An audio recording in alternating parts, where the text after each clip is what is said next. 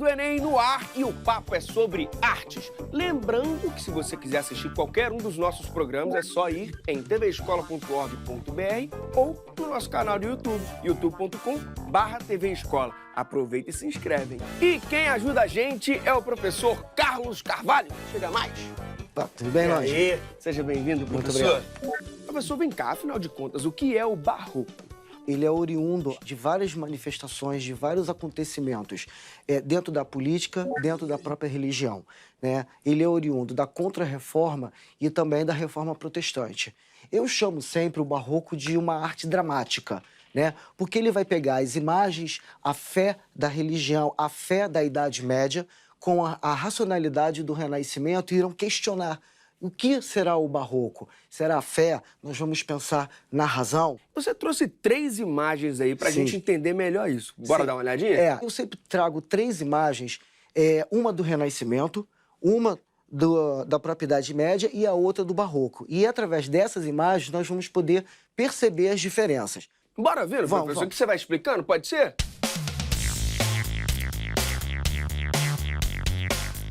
Bom, Já tô vendo aqui, Aurélia. Essa imagem aqui, embora ela esteja focalizando Jesus Cristo, mas nós podemos perceber já a presença dessa auréola, né? Essa forma alongada, né? Sempre segurando alguma coisa, um globo, ou a própria Bíblia, ou um livro sagrado. Se nós observarmos mais um pouquinho, esse livro está um pouco torto, né? Sim. Ele está um pouco retorcido. Eles não têm a preocupação numa estética muito apurada, no equilíbrio da forma. As pinturas são muito chapadas e sempre com essa representação dessa auréola.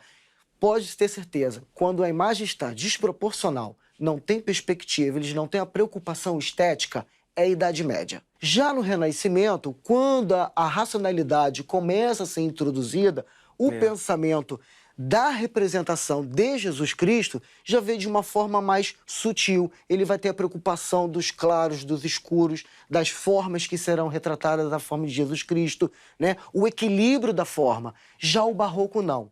O barroco, quando ele fica naquela dúvida, meu Deus, quem eu vou acreditar? Na fé? Na razão? Aí vem o artista dramático, barroco, aquele do exagero. Opa, então bota aí, barroco. O barroco você já vê aquela dramaticidade, né? Não é aquela imagem de Jesus Cristo passando uma mensagem com o livro sagrado na mão. É uma forma de comunicar com o público que nem sabia falar o latim. O Renascimento, aquele equilíbrio todo da imagem, da racionalização da imagem. E o barroco é o equilíbrio, é a dúvida, né? Então, todas as imagens do barroco, ele tem uma característica muito, muito pertinente. É o foco da luz. O foco da luz sempre estará direcionado à imagem principal a qual o observador terá que ver. No caso, a luz está vindo daqui. E ainda mais, o fundo sempre muito escuro, né? Justamente para poder destacar. Como o artista do barroco ele quer dar essa dramaticidade, é uma forma teatral de expressar alguma coisa, ele vai sempre utilizar essa ideia do claro e do escuro, né? E até para jogar um pouco dos próprios conceitos do barroco, que é aquele questionamento, o bem, o mal, a igreja, o homem, a fé, a razão, Deus, diabo. E o que isso tem a ver com o barroco mineiro, professor? Bom, quando nós pensamos em barroco, nós temos que pensar o seguinte, a contextualização histórica. O barroco acontece, o seu surgimento, já no final do Renascimento, quando acontece a Reforma Protestante e a Contra-Reforma. A Contra-Reforma, que foi uma resposta da Reforma Protestante, o artista e a igreja, né, ela começa a planejar de uma forma de utilização da arte. Até então, a arte ela era utilizada para quê? Para poder mostrar ao público, para poder ensinar, para poder comunicar alguma coisa. Então, a igreja consegue perceber que, através destas imagens, eles vão poder barrar a própria Reforma Protestante. E até é uma forma de reacender o poder da Igreja Católica. Quando existe todo esse combate, né, todas essas brigas ideológicas de religião, política, a expansão marítima, a vinda para os colonizadores aqui para o Brasil, e eles aportam no Brasil, e vai mudando as colônias, o barroco ele vai aportar justamente nas cidades litorâneas. Ele se desenvolve no Rio de Janeiro, em São Paulo, Pernambuco, Bahia. Quando chega em Minas, aí acontece uma coisa que, para mim, é fantástica. A corte, ela percebe que com a expansão marítima e com o descobrimento do ouro, do diamante, eles vão cercar Minas Gerais. Eles vão proibir a entrada de novos colonizadores, mas, ao mesmo tempo, vai despertar o interesse daquela população no seu entorno. Então, quando nós temos aquela população do entorno de Minas Gerais, e é aí que nós vamos observar o Barroco Mineiro se desenvolvendo através de um processo cultural, através dessas trocas culturais, né? Que é uma questão muito interessante da gente observar no Enem. O Enem, ele não observa apenas como o artista barroco pinta. Na verdade, o Enem ele está preocupado se você conhece a contextualização histórica e se você consegue associar essas questões históricas com a própria contextualização social. Por quê? Minas Gerais ela é composta não apenas por índios, por negros, né? E como eles barram essa entrada de novos colonizadores, esse processo de uma arte pura, né, através dos seus artistas, através do seu povo, vai fazer do Barroco Mineiro um dos mais importantes do Brasil. Bom, você tocou aí em Enem, então bora ver a questão que você trouxe pra gente? Lógico. Bora lá? Já tá aí na tela a questão 120 do Enem de 2015, caderno azul, segunda aplicação. Tá contigo, professor. Síntese entre o erudito e o popular. Na região mineira, a separação entre cultura popular e cultura erudita. Pronto, ele já coloca dois momentos, a cultura popular e a cultura erudita. E ele já dá, entre os parênteses, né, algumas dicas, as artes mecânicas e as artes liberais. Quando a gente fala de cultura popular, nós temos que imaginar o quê? Aquela população, o povo que faz aquela nação, o povo que está inserido dentro daquele contexto social, que no caso, quando ele fala de Aleijadinho e fala de Minas Gerais, é aquela população de Minas Gerais, são os artistas daquela época. Eles não seguem regras, diferente da cultura erudita. A cultura erudita, Alain, é totalmente ao contrário. Ela já imagina, quando ela é criada, regras pré-estabelecidas. O Barroco, quando chega ao Brasil, né, e, por exemplo, em Salvador, no Rio, ele vai seguir moldes já pré-estabelecidos daqueles que vieram da Europa. Em Minas Gerais, os artistas oriundos daquela região, eles vão ter uma possibilidade muito maior de produzir uma arte de acordo com aquela população, não mais seguindo regras. Certo. Então, só aí a gente já consegue ter uma ideia, né, do que essa cultura popular e a cultura erudita dentro de Minas Gerais. Então, vamos lá. Quando ele fala, tem como exemplos valores europeus e o grupo popular, formado pela fusão de várias culturas, portugueses, aventureiros e degradados, negros e índios. Aqui é o ponto-chave. É a mistura da cultura erudita, né, aquela que veio da Europa, com todas as características que são pertinentes ao estilo, e chega e tem um encontro com a cultura popular. Então, essas trocas culturais, surge o Barroco Mineiro. E aí, vamos lá. Aleijadinho, unindo as sofisticações da arte erudita ao entendimento do artífice popular, consegue fazer essa síntese característica desse momento único na história da arte brasileira, o Barroco colonial. Ele vai conseguir criar a síntese, a junção do erudito e o popular. Então ele vai utilizar a sua mão de obra, o seu material, tudo que está ali para representar outra coisa.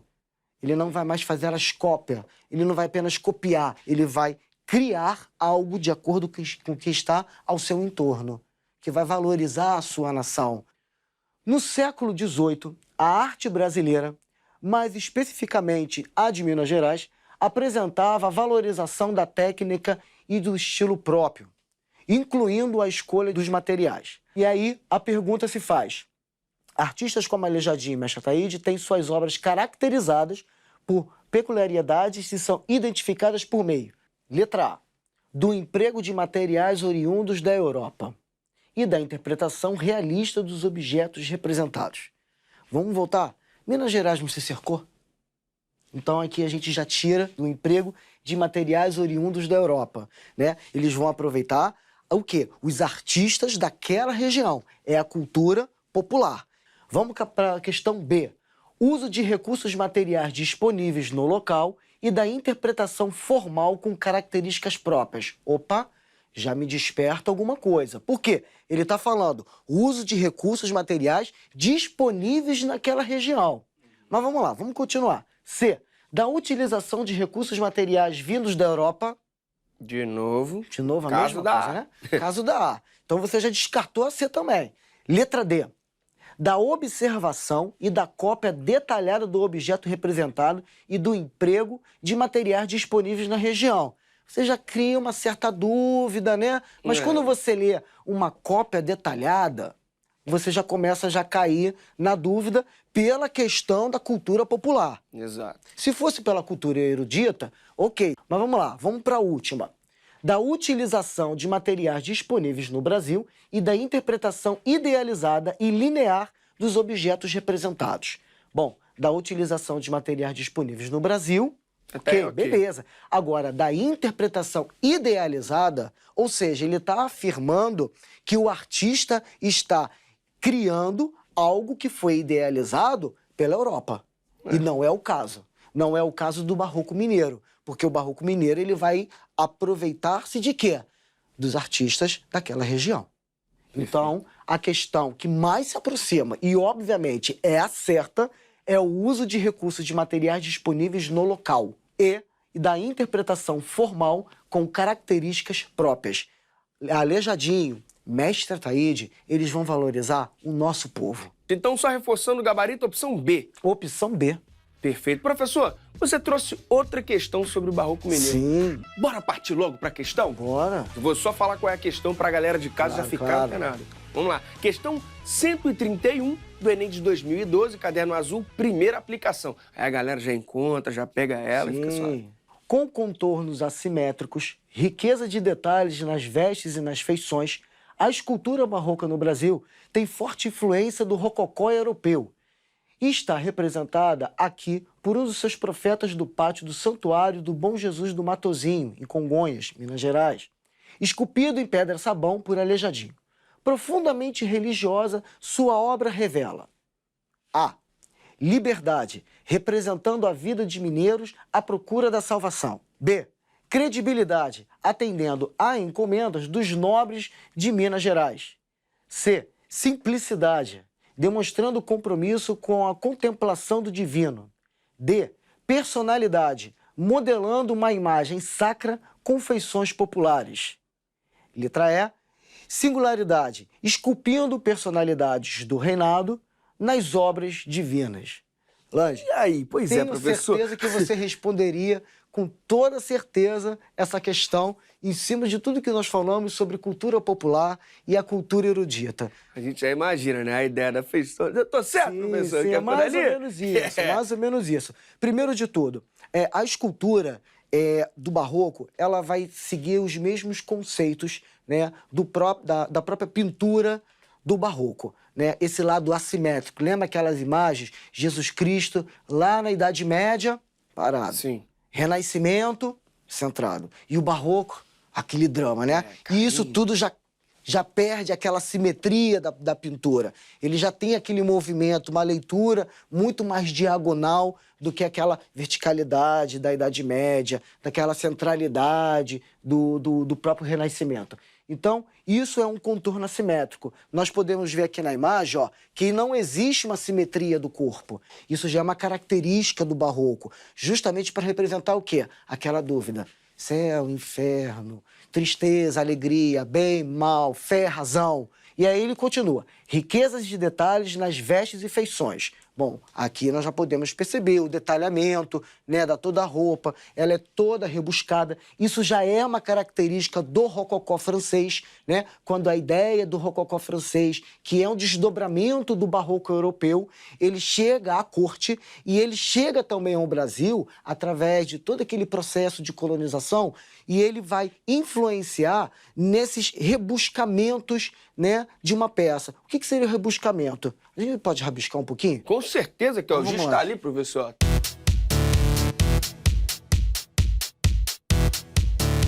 O Barroco ele vai fazer um arabesco e ele vai fazer isso. O Rococó, ele não quer isso. Ele quer isso, mais isso, mais isso, mais isso. Entendi. Mais isso. Ele Muito. vai ornar muito mais, né? Obviamente que lá na Europa, na França, isso tem um sentido muito mais de demonstração do poder. Então, a ideia do rococó, obviamente, quando chega ao Brasil e Aleijadinho começa a utilizar essa arte, obviamente que ele vai introduzir dentro nas suas esculturas para poder ornar e deixar cada vez mais belas. Obviamente não perdendo as características do povo. Popular ali. Isso mesmo, perfeito. E aí vamos lá, do rococó europeu, que está representado aqui pelos profetas, esculpido em pedra-sabão, que é uma pedra característica daquela região, que eu tenho que valorizar o meu entorno, né? Profundamente religiosa, sua obra revela liberdade, sim. É uma certa liberdade que o artista está querendo criar aquela obra.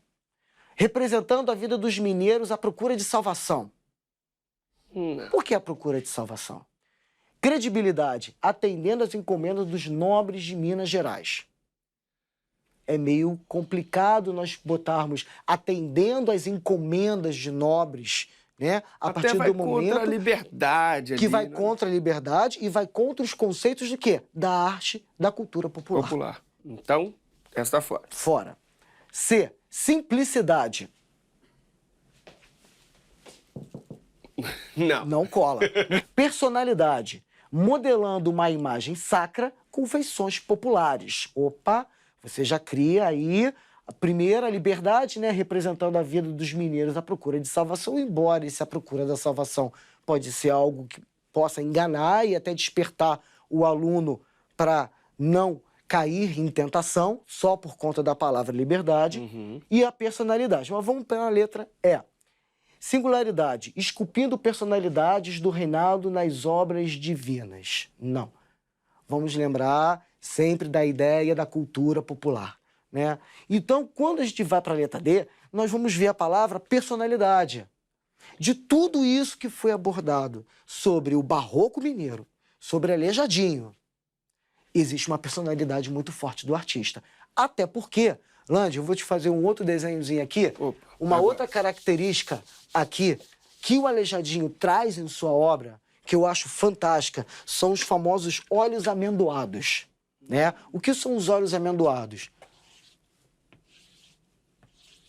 É esse tipo de olho. É o olho que tem o formato de uma amêndoa, que são características o quê? Indígenas e negras. E isso ele traz da onde? Do povo que está em seu entorno. Então, você quer reconhecer uma obra do Aleijadinho? Olhe para os olhos. Então, quando a gente vê a personalidade modelando uma imagem sacra com feições populares, até porque ele usa, aí está o gancho da resposta. Olha como é que a ligação, né, da pergunta que ele faz está já na resposta. Populares. Resposta letra D. D. Perfeito. Professor, tanto no primeiro bloco quanto nesse segundo bloco, a gente falou muito de Aleijadinho. Conta um pouquinho pra gente, quem foi Aleijadinho? Eu gosto muito de conversar com os alunos em relação ao Aleijadinho, a sua contextualização, o seu posicionamento artístico, o seu posicionamento enquanto um ser da sociedade e como ele vai dialogar isso tudo. Aleijadinho, quando observa o barroco, né, o que é apresentado a ele vai traduzir, contestar aquilo que ele recebe. Essa dúvida que é criada no barroco, Aleijadinho ele vai absorver. Ele absorve de uma forma e ele vai traduzir aquela escultura, aquela pintura, né, de uma forma própria. É isso, professor. Então, só para reforçar mais uma vez aqui, gabarito, opção D. D, personalidade, com certeza.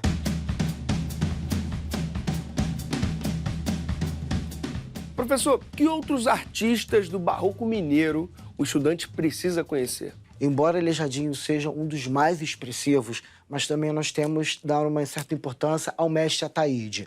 O mestre Ataíde, ele vai começar a fazer ornamentos dentro, os entalhes, as pinturas. Ele vai conseguir dar uma dimensão dentro da pintura como ela pertencesse a todo aquele espaço. Ele consegue dar uma profundidade tão grande nas pinturas dos tetos e ele vai fazer com que aquela pessoa pertencente à igreja, né? Aquela pessoa que passa, sinta-se à vontade e fique cada vez mais tempo dentro da igreja.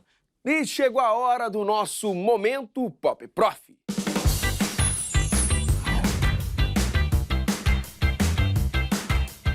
O Barroco mineiro é marcado pelo conflito entre o sagrado e o profano, o corpo e a alma e o queijo e a goiabada. O queijo e a goiabada não faz parte do barroco. Mas por que não? Seria o jiló e a goiabada.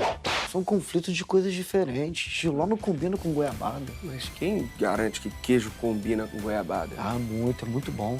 Tu nunca comeu, não? Bom, tudo bem. Eu ainda acredito que seja barroco, mas ainda sobre queijo e goiabada, vamos lá. Que também é conhecido como Romeu e Julieta, eu queria saber, ele é um doce ou um salgado?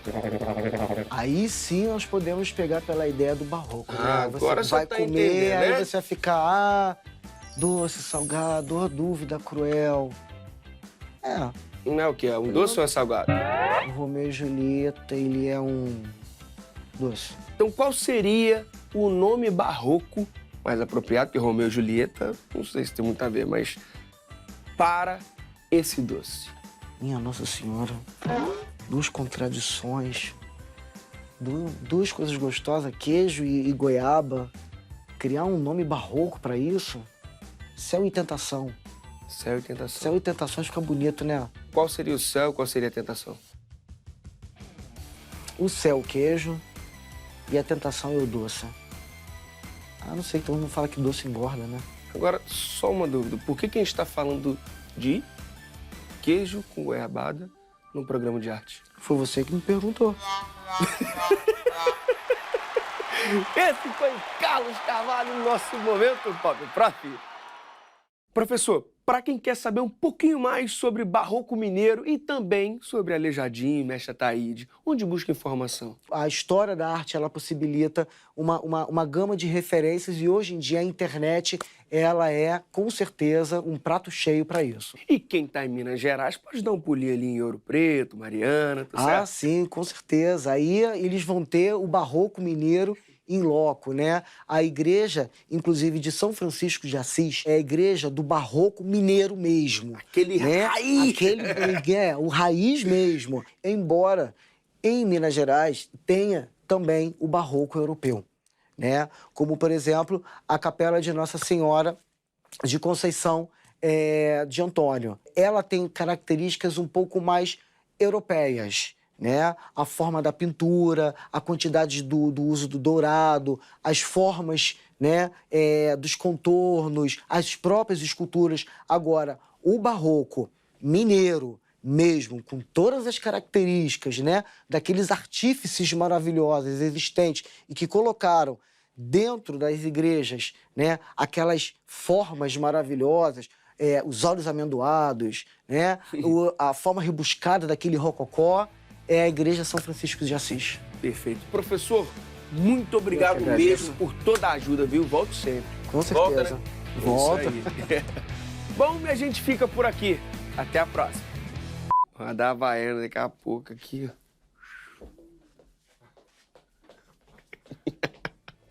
Pode ir.